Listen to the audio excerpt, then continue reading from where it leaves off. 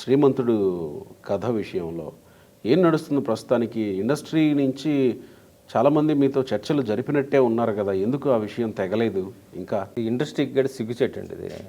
ఎందుకంటే నేను 2012 రాసిన నవల చచ్చేంత ప్రేమ అనే నవల స్వాతి పత్రికలో వచ్చింది, మంత్లీలో. నేను దీన్ని సినిమాకి తీసుకుంటే ఉపయోగపడుతుందని కొద్దిమందికి పంపించా, కొన్ని ప్రొడక్షన్ హౌస్కి పంపించా. ఓకే. ఎవరు దాన్ని తస్కరించారో దాన్ని శివకి ఏదో ఒక రూపంలో చేర్చారు, కొరటాల శివకి చేర్చారు. చేర్చిన తర్వాత ఇది సినిమాకి వచ్చిందని నా నవల తెలిసిన ఒక మిత్రుడు ఫోన్ చేసి చెప్తే అప్పుడు నేను చూసిన తర్వాత యాసిస్ మక్కి కాపీ కొట్టారు. నేను దేవరకొండ పెట్టాను, వాడు దేవరకోట పెట్టారు. తర్వాత ఊర్లో రోడ్లు వేయడము, తర్వాత శ్రీమంతుడని పదం తగిలించారు తప్ప మొత్తం అంతా సినిమా కంటెంట్ అదే. తర్వాత ఫ్రెండ్గా జగత్ బాబు ఆ ఊరు నుంచి వెళ్ళిపోవడము, హీరో హీరోయిన్ ఒకే ఊర్లో వాళ్ళు కావడము, తర్వాత ఒకే కాలేజీలో చదువుకోవడం, ఇవన్నీ కూడా పోలికలన్నీ కూడా 100% ఉన్నాయి. ఇది రైటర్ అసోసియేషన్ కూడా డిసైడ్ అయ్యింది. ఓకే, డిసైడ్ అయ్యింది. నన్ను పిలిచి ఇటీవల చనిపోయాడు రైటర్ అసోసియేషన్లో మీరు మెంబర్ నేను. పిలిచారు, 15 లక్షలు డబ్బులు ఇస్తాను నాకు బేరం ఆడారు.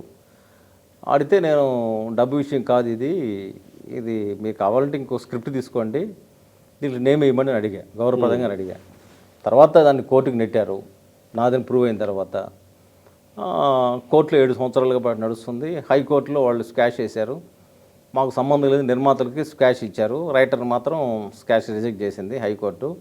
తర్వాత దానికి ముందు క్రిమినల్ కోర్టులో కేసు వేసాము. సుప్రీంకోర్టు పేరు, సుప్రీంకోర్టులో కూడా శివకి ఎదురుగా వీచాయి. అక్కడి నుంచి స్కాష్ రిజెక్ట్ అయింది.